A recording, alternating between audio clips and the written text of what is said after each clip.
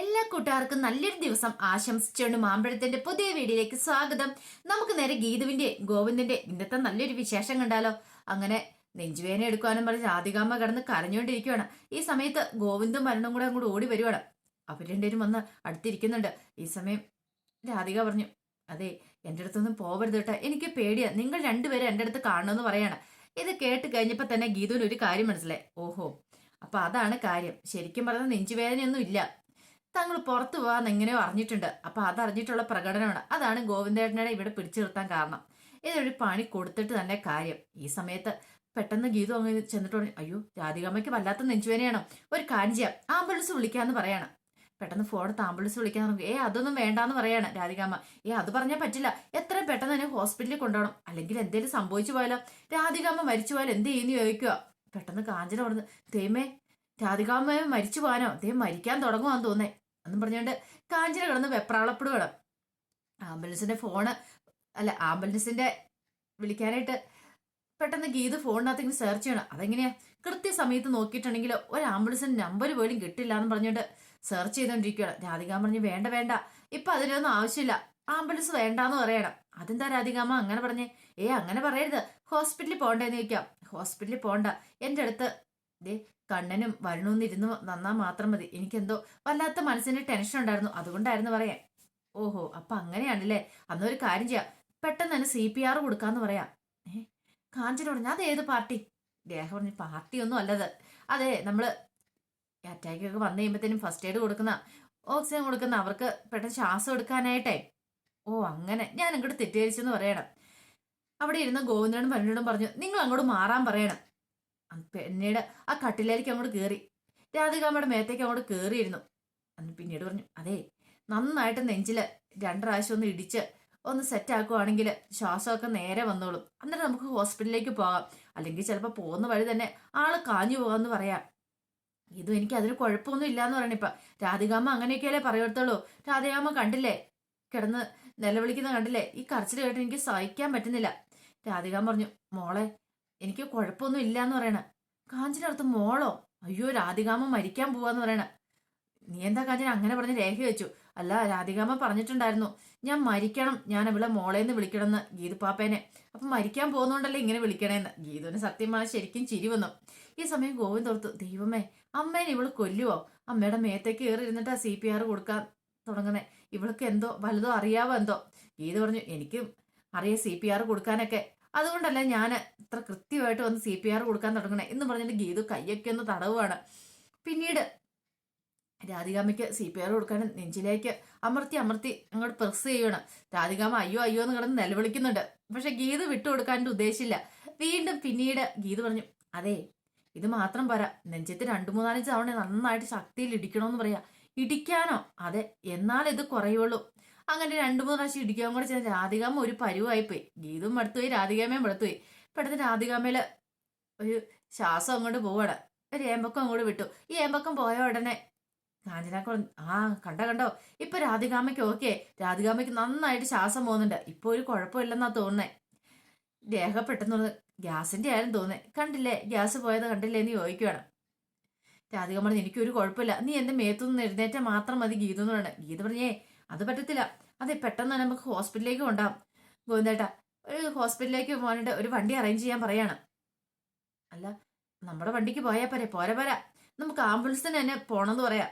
ദിയേട്ടൻ രാധികാൻ പറഞ്ഞു, എനിക്കിപ്പോ ഒരു കുഴപ്പമില്ല, എനിക്കിപ്പോ നല്ല ആശ്വാസമാണെന്ന് പറയാം. ഗീതനൊരു സംശയം. ഗീത പറഞ്ഞു, അത് പറഞ്ഞിട്ട് കാര്യമില്ല, ഒരു കാര്യം ചെയ്യേ, രാധികാമ്മ ഇങ്ങോട്ട് എഴുന്നേക്കാൻ പറയണം. രാധികാമ്മ എഴുന്നേറ്റു. അതെ, ഈ അങ്ങോട്ടൊന്ന് ഓടാൻ പറയാണ്. ഓടാനാ? അതെ, ഓടാൻ പറഞ്ഞപ്പോ രാധികാമ്മ എന്റെ പതുക്കെ പതുക്കെ നിൽക്കുക. ഞാൻ പറഞ്ഞില്ലേ, രാധികാമ്മയ്ക്ക് ശരിക്കും കുറഞ്ഞിട്ടില്ല, അതാ നമുക്ക് ഹോസ്പിറ്റലിലേക്ക് പോകാന്ന് പറയണേ. ഇത് കേട്ട പതി കേൾക്കാത്ത പാതി രാധികാമ്മ ഓടുവാണ്. പിന്നീട് പറഞ്ഞു, തിരിച്ചവിടെ നിന്ന് ഇങ്ങോട്ട് ഓട്.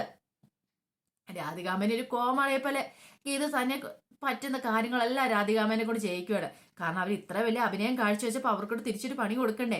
പിന്നീട് അങ്ങനെ ഓടിയിട്ട് വന്ന് നിൽക്കുന്ന സമയത്ത് പറഞ്ഞു, അല്ല, കൈ പൊക്കാൻ പറയാണ്. കൈ പൊക്കുകയും താക്കുകയും ചെയ്യുക, അങ്ങനെ കുറെ എക്സസൈസ് ഒക്കെ ചെയ്യിക്കുകയാണ്. അവസാനം ഗീത് പറഞ്ഞു, അതെ, ഇത് മാത്രം പോരാ. ഗീത് പോയിട്ട് രാധികാമ്മയുടെ കഴുത്തിനങ്ങോട്ട് കുത്തി പിടിക്കുകയാണ്. എന്നിട്ട് അങ്ങോട്ട് താഴേക്ക് താത്തും, പിന്നെ പൊക്കും, താഴേക്ക് താത്തും, ഇങ്ങനെ പൊക്കും. കുറെ സമയം രാധികാമ്മ അടുത്തു.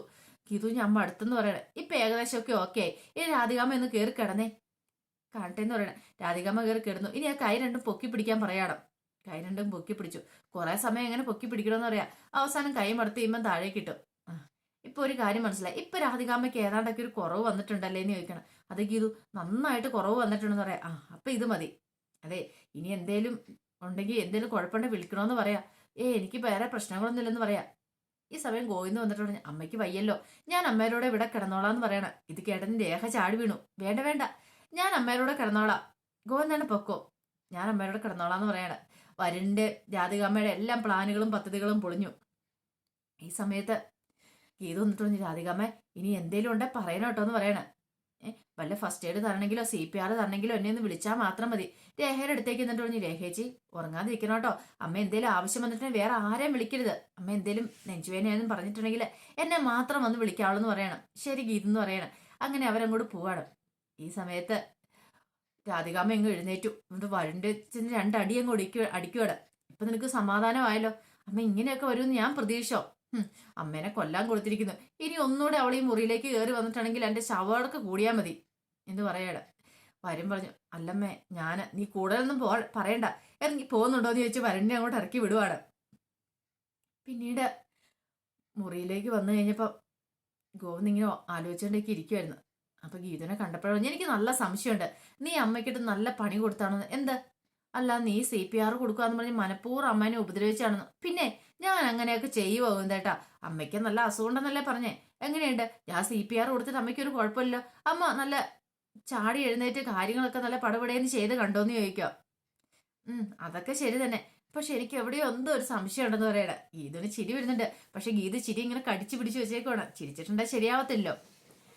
പിന്നീട് ഗോവിന്ദ് ചോദിച്ചു, അല്ല നിനക്ക് എന്തോ എന്നോടൊരു കാര്യം പറയാനുണ്ടെന്ന് പറഞ്ഞായിരുന്നല്ലോ. എന്ത് കാര്യം?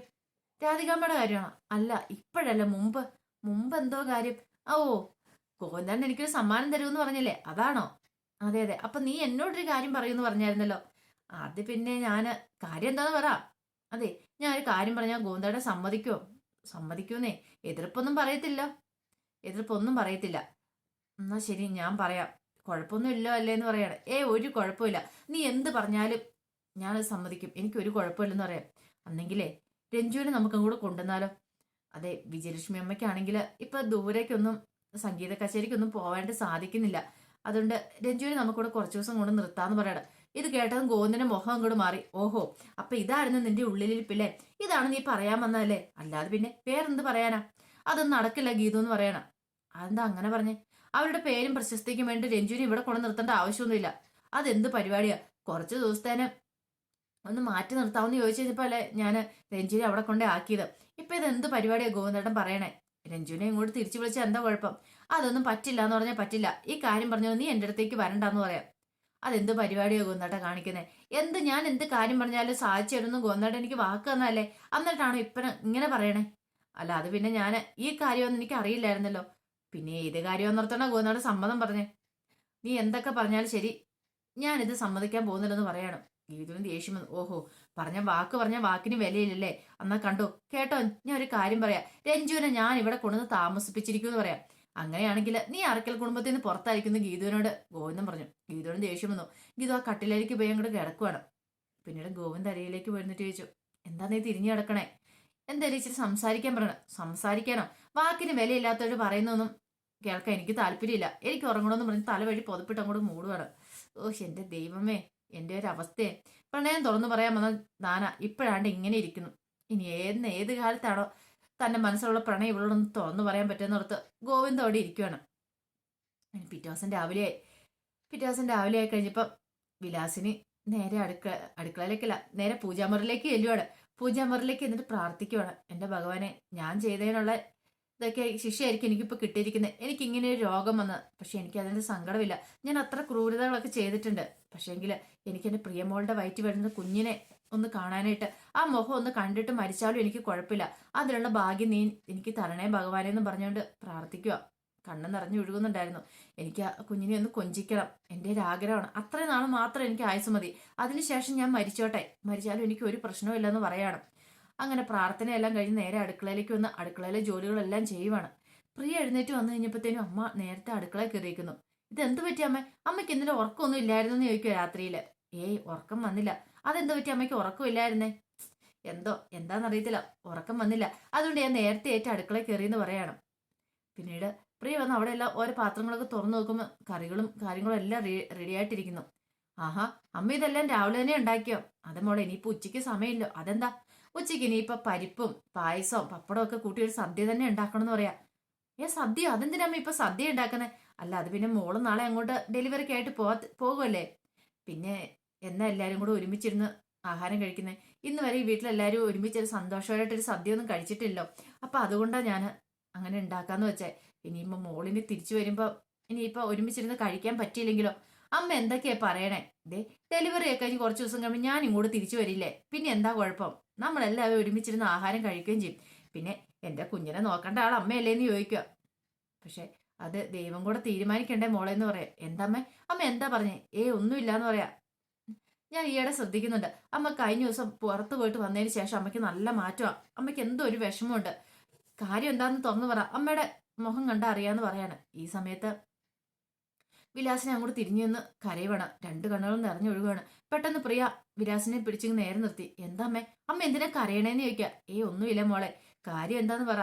അല്ല പിന്നെ അമ്മയുടെ കൂട്ടുകാരിക്ക് ഒരു ബ്രെയിൻ ട്യൂമറാ. കഴിഞ്ഞ ദിവസം ഞാൻ അവളെ കാണാൻ പോയിട്ട് വന്നാ എന്ന് പറയണം. അയ്യോ ആണോ? അതല്ലേ അമ്മയ്ക്ക് സങ്കടം. അവളെ മരിച്ചുകൊണ്ടിരിക്കാൻ മോളെ, ഇനി അധികം നാൾ അവൾ ഉണ്ടാകത്തില്ലെന്ന് പറയാ. അല്ല അമ്മയുടെ പ്രായം തന്നെയാണെന്ന് ചോദിക്കും. അതെ മോളെ, എന്റെ പ്രായം തന്നെയാ. അപ്പൊ ഇനി നമുക്ക് പ്രാർത്ഥിക്കാനല്ലേ പറ്റുള്ളൂ. കാരണം അധികം വേദനകളില്ലാതെ അവർക്ക് മരിക്കാൻ പറ്റട്ടെ എന്ന് നമുക്ക് പ്രാർത്ഥിക്കാമേ. അമ്മ സങ്കടപ്പെടുവൊന്നും വേണ്ട കേട്ടോ എന്ന് പറയുവാണ്. ഇതും കൂടെ കേട്ട് കഴിഞ്ഞ് വിലാസിനിക്ക് ഭയങ്കര സങ്കടം വന്നു. ഇത് പ്രിയ അങ്ങോട്ട് പോയി വിലാസിനെ അവിടെ നിന്ന് പൊട്ടിക്കരയുവാണ്. പിന്നീട് കാണിക്കുന്ന രാവിലെ ഗോവിന്ദ് എഴുന്നേറ്റ് വാഷ്റൂമിലൊക്കെ പോയിട്ട് വന്ന് ഇങ്ങനെ നിൽക്കുന്ന സമയത്താണ് ഗീതു അങ്ങോട്ട് കടന്നു വരുന്നത്. കായനകത്തുള്ള ചായയൊക്കെ ഉണ്ട്. വന്നിട്ട് ഗോവിന്ദിന് കൊടുത്തിട്ട് ഇന്നാന്ന് പറയണം. ഇതെന്താ ഇങ്ങനെ? മുഖത്ത് ഭയങ്കര ദേഷ്യമാണല്ലോ. എന്ത് പറ്റിയെന്ന് ചോദിക്കണം. അതെ, എനിക്ക് മുഖത്തിച്ചിരി ദേഷ്യമൊക്കെ ഉണ്ടെന്ന് പറയാം. അങ്ങനെയാണോ? എന്താ വേണ്ട, എനിക്ക് ചായ വേണ്ടെന്ന് പറയണം. ഇത് കേട്ടപ്പോഴത്തേനും ഗീതുവിന് ഒരു വിഷമായി. ഗീതു അതൊന്നും പറഞ്ഞാൽ പറ്റില്ല, ചായ കുടിക്കണമെന്ന് പറയാ. പിന്നീട് ഗോവിന്ദ് മേടിച്ച് ഇച്ചിരി ചായ കുടിച്ചു. കൊള്ളാം, സൂപ്പർ ആയിട്ടുണ്ട്, നല്ല ടേസ്റ്റ് ആണെന്ന് പറയാം. അതെ, എന്നെ കൂടുതൽ സോപ്പ് ഇടുവൊന്നും വേണ്ട. പറഞ്ഞാൽ വാക്കിന് വിലയില്ലാത്തവര് സോപ്പിട്ടാലൊക്കെ എനിക്ക് മനസ്സിലാവും. എനിക്കറിയാം എന്നെ മയക്കെടുക്കാനുള്ള തന്ത്രമാണ്. പിന്നെ മയക്കാൻ പറ്റിയൊരു സാധനം എന്നും ഗോവിന്ദ് പറയാണ്. അപ്പൊ ഇത് കേട്ട് കഴിഞ്ഞപ്പോഴത്തേക്ക് ഗീതുവിന് വീണ്ടും ദേഷ്യം വന്നു. വീണ്ടും ഗീതു പോരി കോഴിയെ പോലെ നേരെ ഗോവിന്ദിന്റെ നേരെ തിരിയുവാണ്. അപ്പൊ അതിന്റെ വിശേഷങ്ങളൊക്കെയാണ് നമ്മൾ കണ്ടത്. ഇതിന്റെ ബാക്കി വിശേഷങ്ങളുമായിട്ട് വൈകുന്നേരത്തെ പ്രമോയി വരാട്ടോ. ആദ്യമായിട്ട് കാണുന്നവരാണെങ്കിൽ ചാനൽ ഇഷ്ടപ്പെട്ടൊന്ന് സബ്സ്ക്രൈബ് ചെയ്യാൻ മറക്കരുതേ. അതോടൊപ്പം തന്നെ കണ്ടുകൊണ്ടിരിക്കുന്ന എല്ലാവരുടെ സപ്പോർട്ടിലേക്കും തുടർന്നും പ്രതീക്ഷിച്ചുകൊണ്ട് എല്ലാവർക്കും ഒരിക്കൽ കൂടി നല്ലൊരു ദിവസം ആശംസിച്ചുകൊണ്ട് നിർത്തുന്നു. നന്ദി.